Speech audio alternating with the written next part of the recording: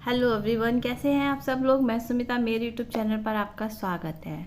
और आज हमारी क्लास है, तीसरी क्लास है शिक्षा मनोविज्ञान की। और मुझे अच्छा लगा आप लोगों ने मेरा वीडियो देखा, पर बहुत सारे लोग जो वीडियो देखते हैं पर उसको सब्सक्राइब नहीं कर रहे हैं। और प्लीज़ अगर आप लोगों को मेरा वीडियो अच्छा लग रहा है तो प्लीज़ मुझे कमेंट बॉक्स में बताइए करिए और लाइक का बटन दबा दीजिएगा, जिससे मुझे पता चलेगा कि आप लोग उसको पसंद कर रहे हैं या नहीं कर रहे हैं। तो चलिए स्टार्ट करते हैं आगे का टॉपिक। आज का हमारा टॉपिक है, मैंने लास्ट वीडियो में हमने जाना कि मनोविज्ञान क्या है। आत्मा का विज्ञान है, मनोविज्ञान मन का विज्ञान है, मनोविज्ञान चेतना का विज्ञान है, जिसको पूरी तरीके से मनोवैज्ञानिक जो है साबित नहीं कर पाए। इसीलिए फिर वाटसन ने बताया कि मनोविज्ञान व्यवहार का विज्ञान है। अब व्यवहार क्या है, व्यवहार का अर्थ क्या होता है। तो व्यवहार का प्रचलन जो है, अगर कहा जाए कि व्यवहार शब्द जो है उसका जो प्रचलन है वह जे.बी. वाटसन ने दिया था। ठीक है, इस पॉइंट को याद रखिएगा। वाटसन के अनुसार व्यवहार क्या है, एक क्रिया है जिसे वस्तुगत रूप से देखा या फिर अवलोकित किया जा सकता है। वाटसन का कहना है कि व्यवहार एक ऐसा है, क्रिया है, कह सकते हैं कि ऐसा एक्शन है जिसको हम देख सकते हैं, है ना, जिसको हम साक्षात वस्तुगत रूप से देख सकते हैं, यानी कि अवलोकित कर सकते हैं, उसका अवलोकन कर सकते हैं। सभी प्राणी व्यवहार करते हैं। मनुष्यों के अतिरिक्त पशुओं का व्यवहार का भी अध्ययन मनोविज्ञान में किया जाता है। क्योंकि देखिए व्यवहार क्या है, प्राणी तो मनुष्य तो करते ही करते हैं, जानवर लोग भी जो होते हैं, जो पशु पक्षी जो होते हैं, उनका भी व्यवहार होता है। तो इन दोनों का अध्ययन किसके अंतर्गत आता है, मनोविज्ञान के अंतर्गत आता है। जेम्स ट्रेवर ने लिखा है कि मानव या पशुओं के जीवन में उपस्थित होने वाली परिस्थितियों के प्रति उनकी प्रतिक्रियाओं का समग्र रूप ही व्यवहार होता है। यहाँ पर जेम्स ट्रेवर क्या कहना चाह रहे हैं, मान लीजिए कोई भी व्यक्ति है या फिर वह पशु है, ठीक है, किसी के बारे में भी अगर हम बात करें तो जैसे हमारे जीवन में जो जो परिस्थिति होती है, चाहे वह अच्छी हो बुरी हो, यानी कि मनुष्य जिस परिस्थिति से गुजर रहा होता है, अगर मान लीजिए आप आपके जीवन में किसी तरीके की कोई समस्या है, आप उस परिस्थिति से गुजर रहे हैं, तो उस परिस्थिति के अनुसार ही आपके प्रति, उसके प्रति जो है आप प्रतिक्रिया करेंगे, यानी कि एक्शन करेंगे, क्रियाएं करेंगे, और उसी क्रियाओं के समग्र ही आपका व्यवहार प्रकट होगा। ठीक है, फॉर एग्जाम्पल अगर हम बात करें दूसरे शब्दों में, तो व्यवहार किसी उत्तेजना के फलस्वरूप अनुक्रिया होती है। किसी भी उत्तेजना के द्वारा किया हुआ व्यवहार ही क्या है, उसके द्वारा अनुक्रिया कराता है। मान लीजिए किसी व्यक्ति को, जब व्यक्ति खुश होता है तो वह खुशी के कारण बहुत सारी अच्छी अच्छी एक्टिविटी करता है ना। तो जो वह एक्टिविटी करता है वही क्या हो गई, उसकी अनुक्रिया हो गई। तो व्यवहारवादियों का मत है कि बाहरी व्यवहार स्वतंत्र उत्तेजक और प्रतिक्रिया संबंधों की जटिल प्रणाली पर आधारित है। इसके अनुसार मानसिक क्रिया केवल बाहरी उत्तेजना की अनुक्रिया मात्र है। व्यवहारवादियों ने इस तथ्य को निम्नलिखित सूत्र के द्वारा व्यक्त किया है। तो इस सूत्र में सिर्फ आपको SOR याद रखना है। SOR किसका सूत्र है, ये व्यवहारवादियों का सूत्र है। ठीक है, अब ये जो डेफिनेशन वाटसन ने दी थी, उस डेफिनेशन की वाटसन की काफ़ी लोगों ने जो है आलोचना की, यानी कि बहुत सारे मनोवैज्ञानिकों ने उसकी आलोचना की। वाटसन ने परिभाषा में केवल व्यवहार का शब्द प्रयोग जो है संकुचित, यानी कि बहुत ही छोटे रूप में बताया है। आज मनोविज्ञान के अध्ययन के अंतर्गत ना केवल बाहरी व्यवहार आता है, अगर हम बात करें तो मनोविज्ञान के अंतर्गत हम किसी व्यक्ति के बाहरी व्यवहार को देखकर उस व्यक्ति के बारे में जानकारी नहीं इकट्ठा कर सकते। मान लीजिए किसी व्यक्ति को हमने देखा व्यवहार करते हुए, तो हम उसके बारे में जान जाएंगे कि यह व्यक्ति ऐसा है, तो ऐसा नहीं हो सकता मनोविज्ञान के अंतर्गत, वरन उसमें आंतरिक अनुभूतियां भी सम्मिलित होती हैं। व्यवहार का अपने आप में कोई अर्थ नहीं होता जब तक कि उसकी अनुभूति द्वारा व्याख्या नहीं की जाए। मान लीजिए कोई भी व्यक्ति किसी भी प्रकार का व्यवहार कर रहा है, ठीक है, तो व्यवहार का अपना कोई अर्थ नहीं है, लेकिन अनुभूति का अर्थ है। सामने वाले व्यक्ति ने उसके व्यवहार को देखकर क्या फील किया, क्या उसको अनुभूति हुई, ठीक है, तो वह उसको समझेगा, उसके द्वारा अपने अनुभव को बताएगा। तो व्यवहार की व्याख्या जब अनुभूति के माध्यम से की जाती है तब उसका अर्थ स्पष्ट होता है। मान लीजिए आप दो लोग कोई बात कर रहे हो, उन दो लोगों में से एक व्यक्ति दुखी है और आप उसके दोस्त हो या फिर आप कोई भी हो, आप सामने वाले को देखकर समझ रहे हो कि ये परेशान है, उदास है, ठीक है। अगर आपका कोई मित्र है तो आप उससे बात करोगे, उसकी उदासी का कारण जानोगे, या फिर वो नहीं भी बता पा रहा है तो आपको उसको देखकर अनुभूति फील हो रही है, आपको उसको देखकर फीलिंग आ रही है कि ये बहुत उदास है। तो आप उस उदासी में वह क्या एक्टिविटी कर रहा है, किस तरीके का व्यवहार कर रहा है, आप उस सारी चीज़ों को देख रहे हो, समझ रहे हो। तो आप उस चीज़ को जो आपने अनुभूति की है वो किसी तीसरे पर्सन को अगर कहा जाए तो उसके किए हुए व्यवहार के द्वारा आपने जो अनुभूति की है आप उसको एक्सप्लेन कर सकते हो, आप उसकी व्याख्या कर सकते हो। तो व्यवहारिक अपने आप में नहीं माना जाएगा, क्योंकि वाटसन ने कहा कि केवल व्यवहार ही है, व्यवहार नहीं है। व्यवहार का अर्थ तब स्पष्ट होता है जब उसके साथ में कोई अनुभूति जुड़ी हुई होती है, ठीक है। तो किसी व्यक्ति के व्यवहार की व्याख्या आत्मगत या फिर व्यक्तिगत भी होती है। इस पर पक्षपात और पूर्व धारणा का भी प्रभाव पड़ सकता है। दूसरी बात, व्यवहार के संबंध में ये भी कहा जा सकता है कि कभी कभी विभिन्न मानसिक अवस्थाओं में एक ही प्रकार का व्यवहार दिखाई देता है। बहुत सारे लोगों के अंदर बहुत सारे कुछ चल रहा होता है, लेकिन उनको देखने में उनका व्यवहार एक जैसा ही रहता है। तो हम एक ही व्यवहार के द्वारा किसी व्यक्ति के उसको नहीं मान सकते। कभी कभी विभिन्न मानसिक अवस्थाओं में एक ही प्रकार का व्यवहार दिखाई देता है और केवल बाहरी व्यवहार से ही सही बात का पता नहीं लग जाता। जैसे कि आप मान लीजिए दुख में भी आंसू आते हैं और खुशी में भी आंसू आते हैं।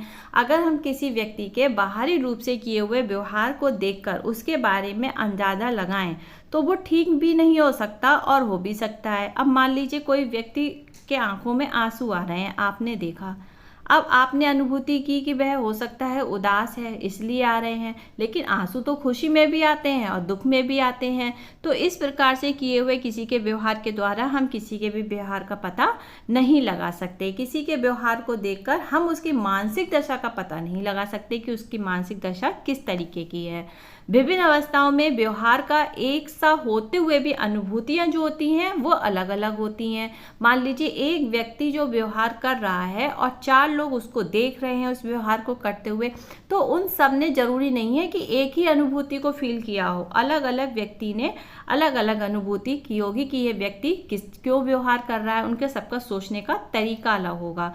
तो यहाँ पर ये भी इसको ध्यान रखना है कि विभिन्न अवस्थाओं में व्यवहार एक सा होते हुए भी अनुभूतियां कैसी होती हैं, अलग अलग होती हैं। इसीलिए केवल व्यवहार पर ही निर्भर या विश्वास करने से हमारा अध्ययन दोषपूर्ण हो सकता है। इसीलिए धीरे धीरे इस दिशा में संबंध की भावना आई और मनोवैज्ञानिकों ने अनुभव किया कि मनोविज्ञान में अनुभूति और व्यवहार दोनों का अध्ययन होना चाहिए, क्योंकि केवल व्यवहार का अध्ययन करने से मानसिक दशा का हम सही ज्ञान नहीं होता। व्यवहार को अनुभूति के माध्यम से ही समझा जा सकता है। किसी भी व्यवहार को किसके द्वारा समझा जा सकता है, अनुभूति के माध्यम से। इस चीज़ को याद रखिएगा, क्योंकि क्वेश्चन जो है देखिए थ्योरी में से एक एक लाइन से क्वेश्चन बन जाते हैं। मान लीजिए क्वेश्चन पूछा कि व्यवहार को किसके माध्यम से समझा जा सकता है ना। अब ऑप्शन में आपको कुछ भी मिल सकता है। अब आपने यहाँ पे पढ़ लिया तो आपको पता रहेगा कि किसी के भी व्यवहार को अनुभूति के द्वारा समझा जा सकता है। जैसे यदि हम किसी को हंसते हुए देखते हैं, ठीक है, तो समझते हैं कि वह प्रसन्न है, यानी कि खुश है। यहाँ हंसने की क्रिया व्यवहार है जिसके द्वारा प्रसन्नता की अनुभूति के साथ साथ व्यवहार या शारीरिक क्रियाएं भी होती हैं। अब वह प्रसन्न है तो वह बहुत सारी शारीरिक क्रियाएं कर रहा है ना, जिन्हें देखकर हम उनकी अनुभूतियों का ज्ञान प्राप्त करने की चेष्टा करते हैं। इसी प्रकार जब किसी व्यक्ति को मानसिक कष्ट होता है या कोई व्यक्ति परेशान होता है, उसे परेशानी होती है, तो वह उदास दिखाई देता है और उसका चेहरा मुरझाया सा प्रतीत होता है। बहुत गर्मी हो रही है, मैं फैन जो है ऑफ करके वीडियो बना रही हूँ।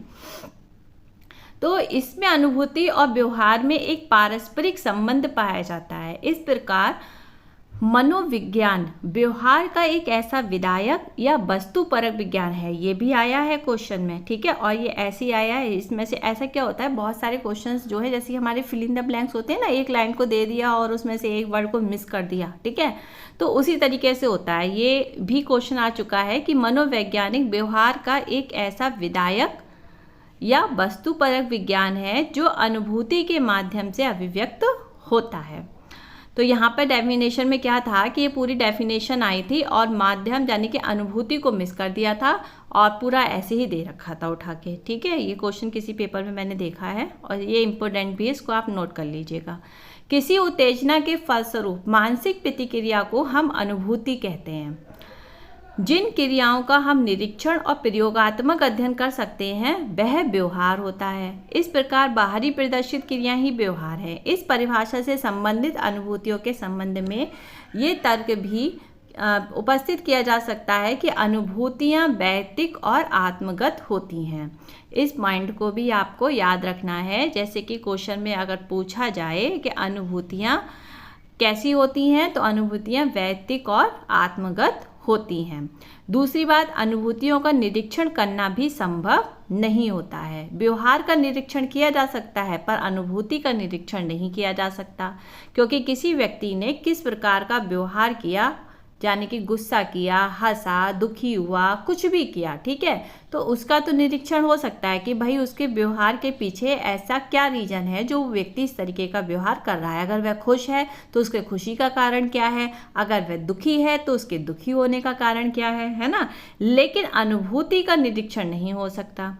अनुभूति और व्यवहार जो है वह एक दूसरे पर आधारित होते हैं। इसीलिए मनोविज्ञान अनुभूति और व्यवहार दोनों का अध्ययन करते हुए मानसिक नियमों का प्रतिपादन करता है। व्यवहार के मानसिक और शारीरिक दो पहलू हैं जिन्हें एक दूसरे से अलग हम नहीं कर सकते। अब यहाँ पर व्यवहार के शारीरिक और मानसिक पहलू के अतिरिक्त हम देखते हैं कि व्यवहार वातावरण के प्रति प्रतिक्रिया जो बाहर से दिखाई देती है। इस प्रकार व्यवहार को अवलोकित एवं अनुभूत किया जा सकता है। मानव व्यवहार दो प्रमुख तत्व प्रभावित करते हैं, है ना। कौन कौन से? एक तो आपका जैविकीय यानी कि वंशानुक्रमणीय और आपका वातावरणीय। व्यवहार एवं विज्ञान, इस पॉइंट को भी आपको याद रखना है कि मानव व्यवहार के प्रमुख दो तत्व कौन से हैं। तो सबसे पहला आपका जैवीय या फिर वंशानुक्रमणीय या फिर वातावरणीय तत्व, ये दो पॉइंट भी आपको याद रखने हैं। व्यवहार एवं विज्ञान का अर्थ स्पष्ट होने से मनोविज्ञान की अवधारणा को समझा जा सकता है। व्यवहार मनोविज्ञान का अध्ययन का विषय है। मनोविज्ञान व्यवहार का उसी रूप में अध्ययन करता है जैसा कि वे, इस दृष्टि से मनोविज्ञान व्यवहार का एक विधायक विज्ञान भी है, जिसमें व्यवहार तथा व्यवहार को प्रभावित करने वाले उसके तत्व, उसके भाव वैज्ञानिक विधि द्वारा ज्ञानों तथा कथनों का अध्ययन किया जाता है। ठीक है, अब मेन बात आपकी, मनोविज्ञान को व्यवहार का विधायक विज्ञान क्यों कहा गया है। तो विज्ञान दो प्रकार का होता है, एक विधायक यानी कि वस्तुपरक विज्ञान और आदर्श निर्धारक या फिर न्यायात्मक। ठीक है, ये पॉइंट को याद रखिएगा और बाकी का इसमें ऐसा कुछ नहीं है और जो मेन है वो मैं आपको बता देती हूँ, है ना। अब मनोविज्ञान व्यक्ति की क्रियाओं का भी अध्ययन करता है। कुछ मनोवैज्ञानिकों ने मनोविज्ञान की परिभाषा की क्रियाओं के अध्ययन के रूप में की है। तो इस डेफिनेशन को आपको याद रखना है कि वुडवर्थ ने कहा है कि मनोविज्ञान वातावरण से संबंधित व्यक्ति की क्रियाओं का विज्ञान है। ठीक है, इस डेफिनेशन को आपको याद रखना है। ये क्रिया शब्द का प्रयोग व्यापक अर्थ में किया गया है, जिसमें केवल शारीरिक क्रियाएं जैसे कि चलना बोलना सम्मिलित है, बल्कि ज्ञानात्मक क्रियाएं जैसे कि आपका देखना, सुनना, स्मरण करना, विचार करना, संवेगात्मक क्रियाएं कौन सी आएंगी आपकी? हंसना, रोना, प्रसन्न। अब देखिए इसमें जो क्रियाएं आ रही हैं, इन क्रियाओं को भी आपको याद रखना है। जैसे कि अगर मैंने बात की ज्ञानात्मक क्रियाओं के अंतर्गत कौन कौन सी क्रिया आ रही है आपकी ज्ञान। अब मान लीजिए कोई क्रिया दे दी और इसमें पूछा कि इसमें ज्ञानात्मक क्रिया कौन सी है ना। तो ज्ञानात्मक क्रियाओं में आपका देखना, सुनना, स्मरण करना यानी किसी चीज़ को याद करना, विचार करना। ठीक है, ये सारी क्रियाएं किसके अंतर्गत आती हैं? ज्ञानात्मक क्रियाओं के अंतर्गत आती हैं। इसी तरीके से संवेगात्मक कुछ क्रियाएं होती हैं। तो मान लीजिए पूछ लिया कि निम्नलिखित में से कौन सी संवेगात्मक क्रिया है या फिर संवेगात्मक क्रिया नहीं है। ठीक है, या फिर संवेगात्मक क्रिया के अंतर्गत आती है। तो इस तरीके के भी क्वेश्चन आपसे पूछे जा सकते हैं। तो संवेगात्मक क्रियाएं कैसे हैं? जैसे कि हंसना, रोना, प्रसन्न होना, दुखी होना आदि इसके अंतर्गत सम्मिलित होती हैं। इसी प्रकार क्या है कि मनोविज्ञान के अध्ययन के अंतर्गत आपके शारीरिक, मानसिक क्रियाएं, चेतन, अचेतन क्रियाओं का समावेश भी होता है, क्योंकि इसमें बाहरी प्रदर्शित क्रिया जो व्यवहार में दिखाई देती है और आंतरिक क्रिया जो अनुभूति से संबंधित होती है ना। क्योंकि इसमें बाहरी प्रदर्शित क्रिया जो व्यवहार में दिखाई देगी और आंतरिक क्रिया जो अनुभूति से संबंधित, दोनों का अध्ययन किया जाता है मनोविज्ञान में, है ना। तो व्यवहार को भलीभांति समझने के लिए अनुभूतियों को समझना आवश्यक होता है। इसी प्रकार केवल अनुभूति के ऊपर बल देने से भी मनोविज्ञान की प्रकृति को नहीं समझा जा सकता। मान लीजिए आप सिर्फ अनुभूति पर ही बल दे रहे हैं तो भी नहीं समझा जा सकता। इसीलिए क्या कहा जाता है, व्यवहार और अनुभूति इन दोनों को ही समझना आवश्यक है।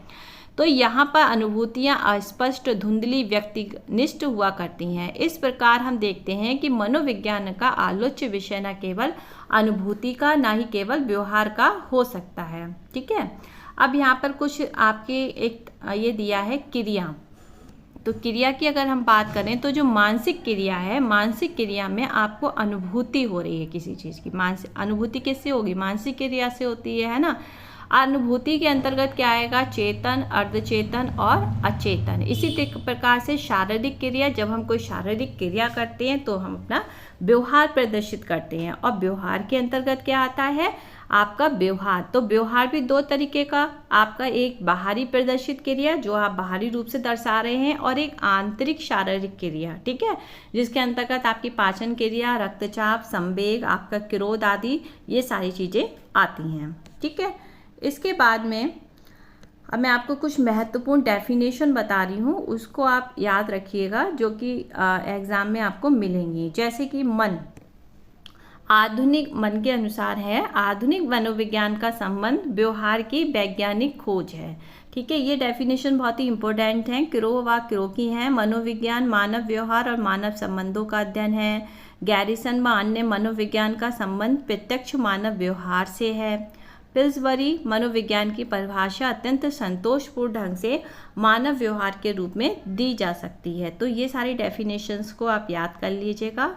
आज के लिए इतना ही। नेक्स्ट वीडियो में मैं कुछ और नया सा अच्छा सा नेक्स्ट चैप्टर हम स्टार्ट करेंगे। अगर आपको वीडियो अच्छा लगा हो तो चैनल को सब्सक्राइब करिएगा, लाइक करिएगा, कमेंट बॉक्स में मुझे बता दीजिएगा कि वीडियो कैसा लग रहा है, या फिर इसमें कुछ चेंजिंग चाहिए आपको तो भी मुझे बताइए। अपने आप विचार प्रस्तुत कर सकते हैं, मुझे बता सकते हैं, है ना। इसीलिए, और बाकी का कल मिलते हैं फिर नेक्स्ट वीडियो में। चलिए, बाय बाय, थैंक यू।